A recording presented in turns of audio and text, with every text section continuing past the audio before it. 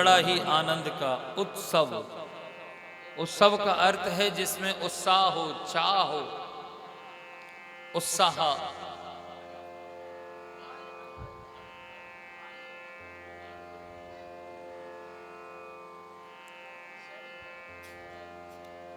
जिस मन में उत्साह भरा हुआ हो, उत्सव भरा हो, उसका नाम है उत्सव। और ब्रज का उत्सव आनंद का था। सब आनंद में मगन थे, सब झूम रहे थे। ठाकुर जी खुशी इतनी थी कि कोई किसी को समय का ध्यान भी नहीं रहा। सब आनंद में सराबोर हो गए। धीरे धीरे दिन बीतने लगे। नंद बाबा को ध्यान आया, मेरा महाराज कंस को वार्षिक कर देने का समय आया है और उत्सव में मैं भूल गया हूं देना। सुखदेव बाबा कहते हैं श्री नंद राय जी जो हैं महाराज कंस को वार्षिक कर देने के लिए गए। इधर कंस परेशान की योग माया ने कहा कि भाई उस कन्या ने तो जन्म, कन्या के कहने पर भाई बालक ने जन्म ले लिया है, लेकिन अब ढूंढे कहां, खोजे कहां। ब्रज कोई छोटा तो है नहीं कि 1-2 किलोमीटर का हो तो ब्रज में खोज लें। ब्रज है 84 कोस का। 84 कोस के ब्रज के अंदर कैसे उसका पता लगाया जाए। तभी कंस के सेवक सेना कहते महाराज आप चिंता मत करो, हम पूरे ब्रज में जाएंगे और पूरे ब्रज में जाकर जो है आज से पीछे जितने भी बालक हुए होंगे हम सबका उद्धार कर देंगे और निश्चित ही आपका काल भी उसी के मध्य में मर जाएगा। इतनी चर्चा कर रहे थे कि तभी जो है श्री नंद बाबा का कंस के यहाँ आना हुआ। कंस ने कहा नंद बाबा स्वागत है, कैसे आना हुआ? बोले महाराज क्षमा चाहता हूं, मैं कर देने के लिए आया हूं, अब की बार थोड़ा सा विलंब हो गया, देरी हो गई। कंस ने कहा कोई बात नहीं, आप तो हमेशा कर समय पे आता है, अब की बार देर हो गया तो कोई बात नहीं। क्या मैं जान सकता हूं सब कुशल मंगल तो है? बोले वैसे तो सब कुशल मंगल है, देरी से आने का कारण क्या है? बोले देरी से आने का कारण एक ही है, इस बुढ़ापे में जो है एक पुत्र रतन प्राप्त हुआ है, बस उसी की उत्सव में भूल गया, समय तिथि निकल गई। ओहो ये तो बहुत खुशी की बात है कि आपके यहाँ लाला हुआ। कि कंस को लगा हुआ होगा 2-4 महीने पहले। कंस ने फिर भी पूछ लिया कि कब हुआ? नंद बाबा ने हाथ जोड़ते हुए कहा कि महाराज अष्टमी की रात्रि को, ये अभी जो अष्टमी गई। कंस को लगा कि भाई मेरे भी काल का जन्म अष्टमी की रात्रि को होना था, कहीं यही तो बालक मेरा काल नहीं है। मन में संदेह हो गया। बाहरी मन से कहने लगा बहुत बहुत आशीर्वाद और आपको बहुत बहुत बधाई हो। नंद बाबा ने अपना कर दिया और कहा कि महाराज अगर आपकी आज्ञा हो तो क्या मैं वसुदेव देवकी से कारागार में जाकर मिल सकता हूं? बोले हाँ हाँ जाइए मिलिए।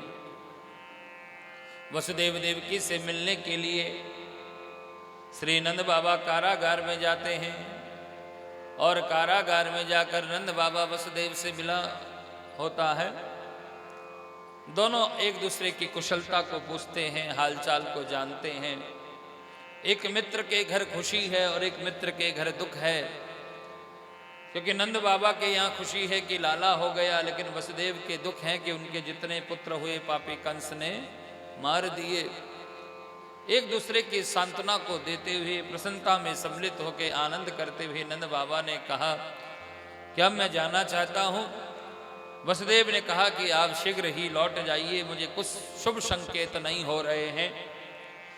वसुदेव के कहने पर नंद बाबा वापस गए। इधर कंस जो है विचार करने लगा कि भैया अभी अभी पता चला कि अष्टमी की रात्रि को ये नंद बाबा के घर में भी पुत्र हुआ है और कहीं यही तो हमारा काल नहीं है, क्योंकि वसुदेव और देवकी से इनके जो है मित्रता, भाई बंधु वाले संबंध भी हैं। थोड़ा सा मन में भय ज्यादा था कंस को। श्री सुखदेव बाबा कहते हैं, सब सेवक कहने लगे आप चिंता मत करो, हम पूरे ब्रज में जा ही रहे हैं और यहाँ पर भी जाकर इनके बालक को मार देंगे। बोले नहीं नहीं, यहाँ थोड़ा ध्यान से जाना, नंद बाबा से हम बहुत स्नेह करते हैं, लेकिन अब काल को ऐसे छोड़ भी नहीं सकते, तो वहाँ पता नहीं चलना चाहिए कि हमने कोई भेजा है। तो बोले कोई गुप्त रूप से जाए। तब कंस की एक मुंह बोली बहन जिसका नाम था पूतना, पूतना बोले भाई जी ये काम मैं करूंगी। बोले तुम कर लो। और महाराज जो है उस बात को लेकर वह पूतना गई भगवान को मारने के लिए। बोले बिल्कुल सावधानी से, बोले बिल्कुल चिंता मत करो। पूतना गई महाराज भेष बदलकर, और भेष बदलकर पहुंची है कहाँ? नंद बाबा माँ यशोदा के भवन में। वहां तो उत्सव मन रहा, लोग आ रहे हैं जा रहे हैं, कोई बधाई ला रहा है, कोई बधाई ले जा रहा है। और ऐसे उत्सव के बीच में वह पहुंच गई, भेष बदला सुंदर श्रृंगार करके, गोपी भेष बनाकर। जब पूतना गई तो पूछा कि भाई यहाँ यशोदा का भवन कौन सा है? तो आसपास की सखियों ने कहा अरे महाराज ये जो भीड़ जहाँ से आ रही है और ये भीड़ जहाँ को जा रही है, समझ लेना कि वही यशोदा का भवन है। अब जाकर देखते हैं तो आंगन में सब नाच गान कर रहे, और थोड़े भीतर में माँ यशोदा ठाकुर जी को पलने में झूला झुला रही थी। और क्या गुनगुना रही थी कि कन्हैया झूले पलना निक होले झोटा दीजो। धीरे धीरे झोटा दो भाई, जोर जोर से दोगे तो नींद खराब हो जाएगी। कि कन्हैया झूले पलना निक होले झोटा दीजो, निक होले झोटा दीजो, निक धीरे धीरे झोटा दीजो, और मेरो लाला झूले पलना। ये ब्रज की पदावली है। तो पूतना को लगा कि भाई अब मैं जाऊं और सीधा कैसे जाकर अपनी बात को रखूं। तो इसने सोचा कि सब यशोदा को जय जयकार कर रहे हैं, और ये गई और इसने सीधा जाकर यशोदा के चरणों में प्रणाम करते हुए कहा दीदी पामन लगूं। यशोदा ने जानी क्योंकि घास ही आ गई है और आते ही दीदी कह रही है। लेकिन यशोदा सोचने लगी मेरी तो कोई बहन ही नहीं है, लेकिन ये मुझे दीदी क्यों कह रही है। फिर सोचने लगी कि भैया चलो अब सगी बहन नहीं होगी तो किसी रिश्तेदार की होगी, मामा से लगती होगी और कोई संबंध से बहन लगती होगी। अब आई है श्रृंगार करके, बधाई लाई है, दीदी कह रही है, कोई तो रिश्ता होगा ही। अब मैं इससे पूछूं कि बहना तुम मेरी बहन कैसे लगे तो कहीं बुरा ना मान जाए, कहेगी लो लाला क्या हुआ कि मतलब बहन की खबर तक नहीं है, याद ही नहीं है। इसलिए यशोदा ने सोचा कि ये बात तो बातों बातों में बाद में पूछ लूंगी, लेकिन अभी तो अतिथि रूप में आई है, स्वागत कर देती हूँ। तो बिना जाने पहचाने कहने लगी ओ बहना तुझे आज समय मिला? अरे तुझे तो बहुत पहले आ जाना चाहिए था, लाला को जन्मे आज 6 दिन हो गए, आज तू आ रही है, तुझे तो पूरे 6 दिन पहले आकर रहना चाहिए था। बोले दीदी बात तो आपकी सही है, लेकिन अब आप जानती हैं घर के काम से फुर्सत का, जैसे तैसे समय निकाल कर आई। बोले चलो ठीक है अब आ गई है। हाँ दीदी अब चिंता मत करो, अब मैं आ गई, सारा काम मैं कर लूंगी, सब काम मैं संभाल लूंगी। श्री सुखदेव बाबा कहते हैं यशोदा ने कहा ठीक है अच्छी बात है,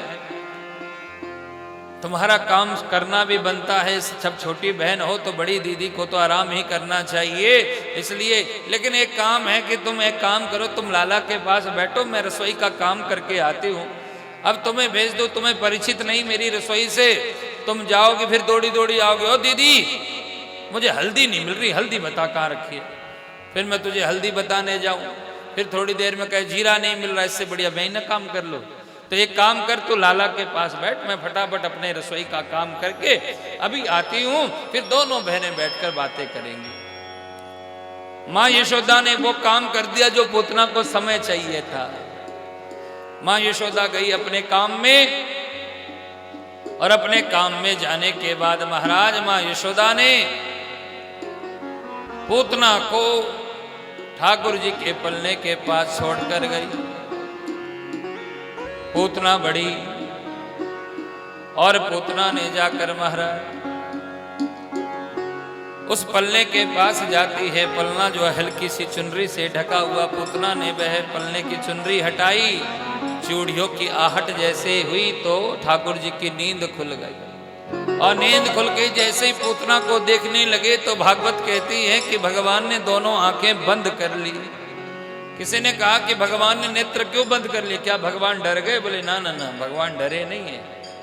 फिर आंखें बंद क्यों करी? बोले आंख बंद करने का कारण है। क्या कारण? कहते हैं कि भगवान के एक नेत्र में सूर्य रहता है, दूसरे में चंद्रमा रहता है। सूर्य चंद्रमा ने सोचा कि महाराज मेरे परमात्मा का दर्शन करने के लिए दुनिया के लोग आते हैं, लेकिन ये राक्षसी मेरे भगवान को मारने आई है, मानो ऐसी राक्षसी का हम दर्शन नहीं करेंगे।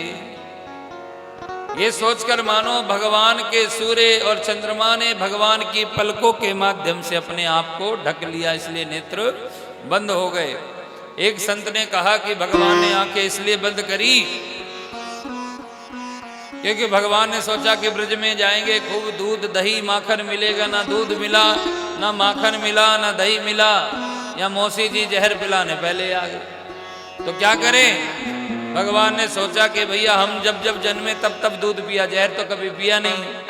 तो मानो नेत्र बंद करके ध्यान उनका कर रहे हैं जिन्होंने जहर पिया। किसका? भगवान भोलेनाथ का ध्यान करते हैं। और भोलेनाथ जी जो है कि हे बाबा कि आप आकर जो है जहर पीजिए, हम तो दूध ही पान करेंगे। एक संत कहते हैं कि भगवान ने आंखें इसलिए बंद करी क्योंकि भगवान ने सोचा कि भाई मुझे ये मारने आई है, राक्षसी है, लेकिन काम वो करेगी जो एक माँ करती है, धात्री।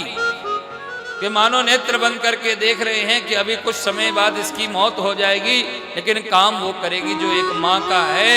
इसलिए माँ के लिए तो गद्दी प्रदान करनी चाहिए, मुक्ति प्रदान करनी चाहिए। मानो नेत्र बंद करके देख रहे हैं कि कौन सी गद्दी खाली है जो मैं पूतना को प्रदान कर दूं। सुखदेव बाबा कहते हैं कि भाव कोई भी रहा हो, अंतत्वा जो है पूतना गई भगवान को जो है मारने की कामना से। अपने स्तन पर कालकुट विष यानी जहर लगा कर आई, बोली जहर पिलाकर 5 मिनट में मर जाएगा, पलने में रखकर चली जाऊंगी, किसी को पता नहीं चलेगा। लेकिन वह भूल गई कि मारने किसको आई है। जो दुनिया का पता लगा रखता हो, है जो संसार का पता रखता हो, वो कहती है किसी को पता नहीं चलेगा। और उसने अपना कार्य करना शुरू कर दिया, दूध पिलाने लगी। लेकिन भगवान तो बड़े आनंद से दूध भी पीते जा रहे हैं और जहर भी, कोई असर भगवान को नहीं हो रहा है। और भागवत कहते हैं धीरे धीरे श्री सुखदेव जी महाराज ने कहा कि राजा परीक्षित भगवान पूतना के दूध का शोषण करते करते करते करते उसके प्राणों को भी खींचना शुरू कर दिया। और भगवान जब वह अपने आप को निर्बल और कमजोर लगने लगी तो उसने कहा अरे पूतना बेटा छोड़ दे छोड़ दे छोड़ दे। तो मालूम है 7 दिन के कन्हैया बोल पड़े, बोले मौसी जी हमें तो सिर्फ पकड़ना आता, छोड़ना अपन ने सीखा ही नहीं है। हमें तो सिर्फ पकड़ना आता है, ऐसे छोड़ना नहीं आता। और छोड़ना भी जब भी छोड़ते हैं कि ऐसे बीच मझधार में नहीं छोड़ेंगे। कब छोड़ोगे? बोले या तो इस पार पहुंचा कर या उस पार पहुंचा कर छोड़ेंगे। ये बोली हे भगवान, ये 7 दिन का बालक बोलता है। और भगवान ने उसके प्राणों का हरण कर लिया। राक्षसी कितना भी रूप बदले, लेकिन मृत्यु के समय उनको अपने असली स्वभाव रूप में आना पड़ता है। राक्षसी अपने रूप में आई और उसके प्राणों का हरण होते ही वह धड़ाम से नीचे गिरी और बहुत जोर से आवाज हुई, बोले बाल कृष्ण लाल की जय। माँ यशोदा आसपास की सखियां दौड़ी दौड़ी आकर देखते पूतना का विशाल शरीर देखकर घबराते हुए कहा कि भैया ये कहाँ से आई? सखियों ने कहा अरे ये तो पूतना है, तेरे लाला को लेकर जाने वाली थी। बोले जाने वाली नहीं थी, मैंने ही दिए थे। बोले जब आई तो तब बोली दीदी पामन लगू, मैंने जानी कोई बहन होगी सो दे दी। अरे ये तो परमात्मा का शुक्र मनाओ कि तेरा बालक सुरक्षित है, नहीं तो इसका काम ही बच्चों को मारना है। भगवान की बहुत बड़ी कृपा तुम्हारे ऊपर हुई है यशोदा। और भगवान को जाकर पूतना की गोद से उठा लिया। पूतना की गोद से उठाकर लाने के बाद श्री सुखदेव बाबा कहते हैं माँ यशोदा ने अपने काना को झाड़ा दिया है।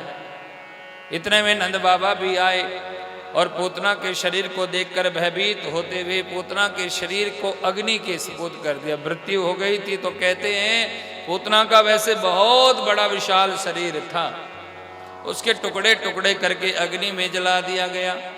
एक घटना यहाँ पर घटी कि जब अग्नि में पूतना का शरीर जल रहा था, उस शरीर से सुगंधित आने लगी। राजा परीक्षित ने कहा महाराज ये तो राक्षसी थी, दुर्गंध आनी चाहिए थी। बोले हाँ बात तुम्हारी सही है, ये राक्षसी थी, इसका कुल अच्छा नहीं, जाति अच्छा नहीं, खानदान अच्छा नहीं, खान पान अच्छा नहीं, व्यवहार अच्छा नहीं। कि पूतना क्या करती थी? भागवत कहती है कि पूतना बाल घातनी राक्षसी रुधिरासना, कि बच्चों को मार कर खा जाया करती थी, उनके रक्त का पान किया करती थी। ऐसी राक्षसी पूतना जो है आज सुगंधित क्यों आई? बोले जब परमात्मा का स्पर्श हुआ, मृत्यु के समय जिसने भगवान को अपनी गोद में बिठाया, भगवान का दीदार दर्शन किया और भगवान को स्तनपान कराने का सौभाग्य मिल गया, और जिस भगवान को गोद में रखते रखते जो अपने प्राणों को त्याग दे, अब वह राक्षसी नहीं, अब तो सद्भागी गुणवान हो गई। उसके सारे पाप संताप तो उसकी मृत्यु के साथ ही खत्म हो गए। उसके परमात्मा एक गुण पर ही रीझ गए। ये भगवान की दयालुता देखिए कि न जाने कौन से गुण पे दया निधि रीझ जाते हैं। न जाने कौन से गुण पे परमात्मा अवतरित प्रसन्नता हो जाते हैं। उस गुण पर प्रसन्नता होते हुए श्री ठाकुर जी महाराज पूतना का उद्धार गया और कंस को खबर लग गई कि महाराज पूतना देवी का जी टिकट कट गया है। कंस ने सोचा कि जो पूतना को मार सकता है वही मेरा काल हो सकता है। सेना बोले भैया सारा ध्यान एक ही जगह लगाओ। बात तो सही कह रहे, सारा ध्यान लगाना तो यही चाहिए, है ना। ये संसार से सारा ध्यान हटाकर लगाना तो ठाकुर जी के चरणों में ही चाहिए। समय बीतने लगा, धीरे धीरे ठाकुर जी बड़े हुए। आज 6 महीने के हुए। कंस को भी लगा कि भैया उसको मार देना चाहिए, तो एक सेवक और भेजा। एक सेवक और आया महाराज, किसमें जो है माँ यशोदा ने कन्हैया को देखा कि 6 महीने का हो गया, उत्सव करने के लिए आंगन में सारी सखियां आई, नाच गान करने लगी और नाच गान करते हुए ठाकुर जी के पलने को भी बाहर लेकर आए।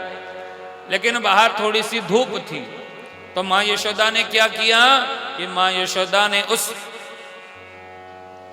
पल्ले को जो है बैलगाड़ी के रूप नीचे रख दिया। बोले छाया भी रहेगी, सुरक्षित भी रहेगा। और सब नाचने गाने लग गए। इतने में कंस का भेजा हुआ सेवक आया।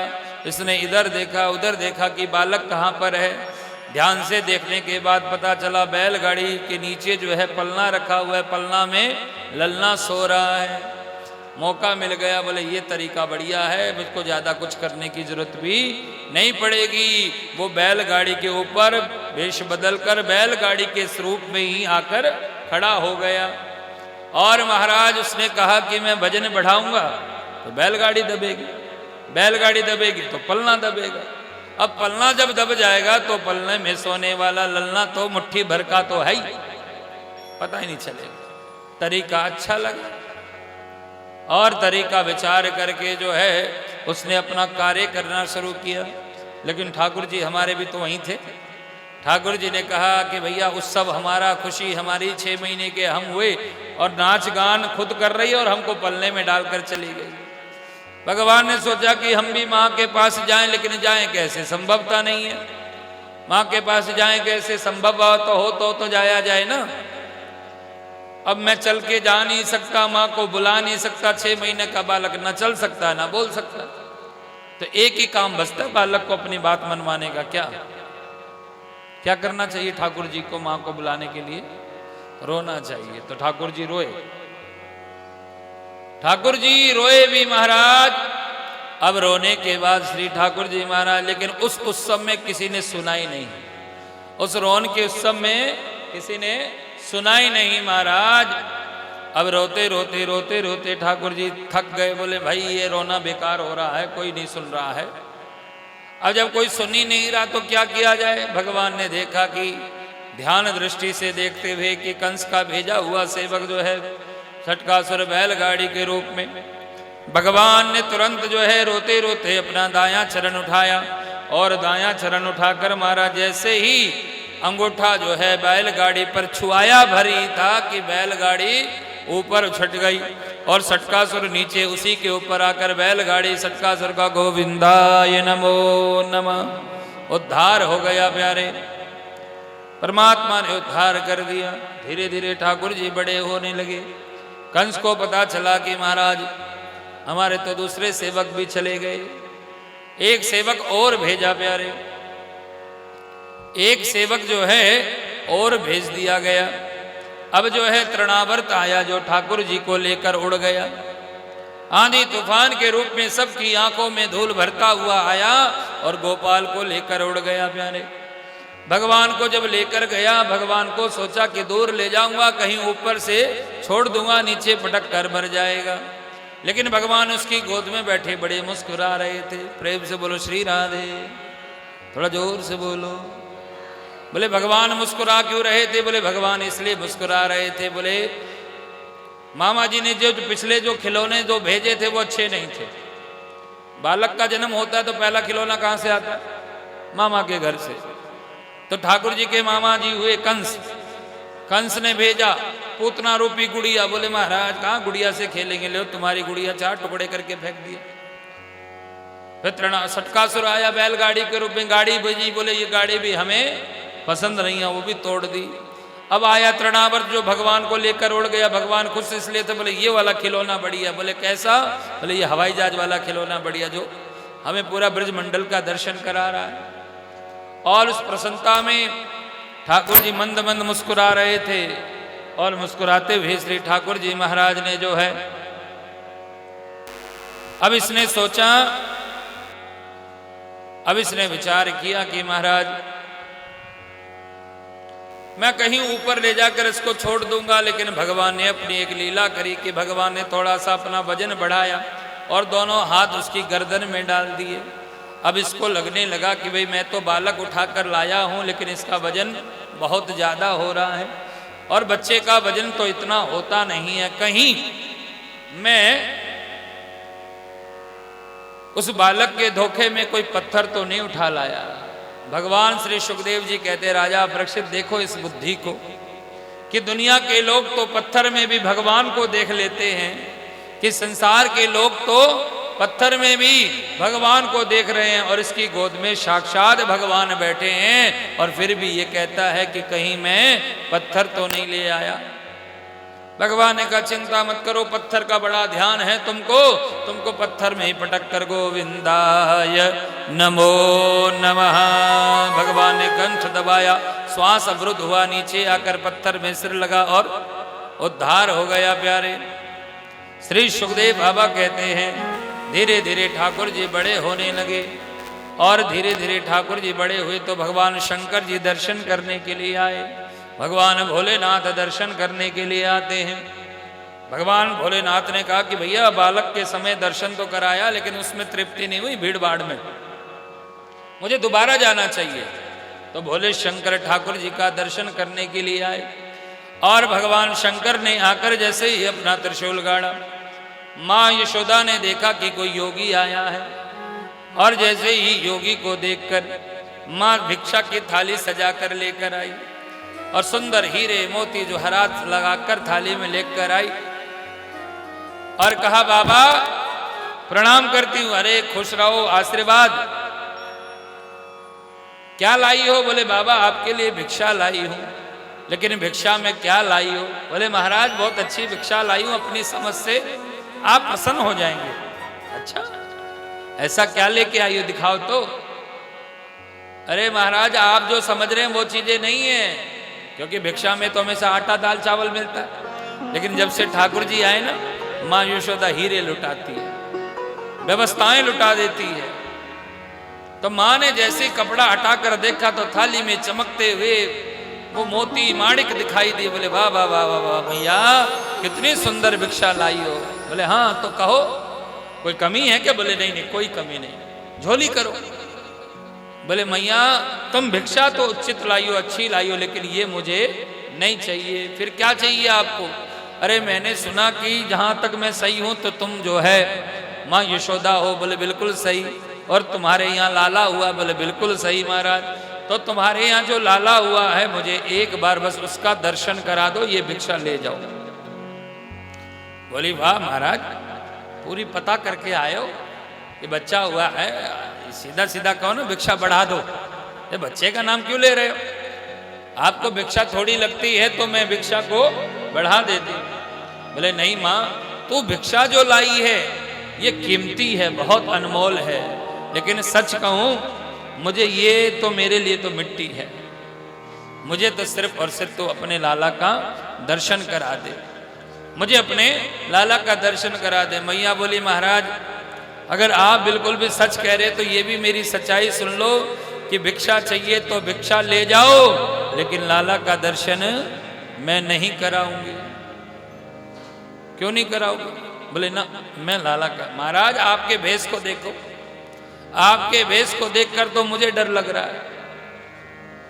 ये बड़े बड़े सांप आपके शरीर पर, ये बागंबरधारी, ये कानों में कुंडल आपके बिच्छुओं के, ना ना ना महाराज मुझे तो बहुत डर लग रहा है।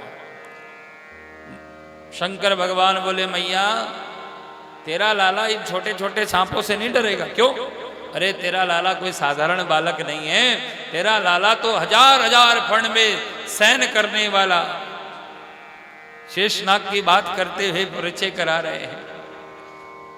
मैया बोली महाराज वो हजार फण में सोने वाला कोई पैदा दूसरी जगह हुआ हो, मेरा बच्चा तो फोटो में भी सांप देख ले तो डर जाता है। महाराज क्षमा करो, मैं आपको दर्शन नहीं करा सकता। शंकर जी ने बड़े निवेदन से कहा कि भैया दर्शन करा दो। बार बार कहा, कई बार कहा, लेकिन शंकर जी की बात को माँ ने एक बार भी नहीं सुना। माँ ने कहा कि हम बिल्कुल नहीं कराएंगे। तो शंकर जी ने कहा थोड़ा सा क्रोध कर दो, क्या पता। देखो अब हम बड़े प्यार से कह रहे हैं दर्शन करा दो। बोले ना हम योगी हैं। बोले तो क्या करें हम? आप योगी हो अच्छी बात है, बोले आपने अभी योग की के बारे में सुना नहीं है। संसार में 3 हठ बहुत श्रेष्ठ हैं। संसार के 3 हठ, एक बाल हठ, बालक जिद कर दे फिर उसके हट के आगे चलती नहीं है, एक बाल हठ। दूसरा योग हठ, योगी जब अपने हठ पर आते हैं। तीसरा अपने आप ही समझ जाओ, है ना। हाँ मैया बोले महाराज बड़े आए योग हट वाले, अभी आपने हमारे बारे में नहीं सुना। जब हम अपने हट पर आते हैं तो अच्छे अच्छे बाबा चिमटा लिए भागते दिखाई देते। हम तो कह रहे महात्मा हो अपनी ये भिक्षा ले जाओ बस, लेकिन बार बार जो है शंकर जी की एक बात का असर जो है माइया को नहीं। बोले भैया महाराज आप चाहे कुछ कहो हम लाला का दर्शन नहीं कराएंगे। और इतना ही कहकर जो है माँ तो भीतर चली गई और शंकर जी देखते रह गए। और शंकर जी ने जो है जाते जाते भवन की ओर देखा और कहा कि वाह रे प्यारे, हम तो तुझसे मिलने के लिए कैलाश से आए और एक तुम है कि जो यहाँ पर शयन कर रहे हो, तुम्हें जरा भी अपने भक्तों की फिक्र नहीं है। इतना कहकर जाना हुआ और ठाकुर जी के, शंकर जी के जाते ही ठाकुर जी ने जोर जोर से रोना शुरू कर दिया। हर प्रकार से माँ उसको समझाने की, चुप कराने का प्रयास करती है, लेकिन ठाकुर जी चुप नहीं हो रहे हैं। आसपास की सखियों ने सुना, माँ से आकर कहा करी यशोदा ये कितनी देर से सुन रही हूँ, ये रो रहा है, इसको चुप क्यों नहीं कराती। बोली बहना क्या बताऊं, मैंने तो हर प्रकार का यत्न कर दिया लेकिन ये चुप नहीं हो रहा। पहले ही समझायो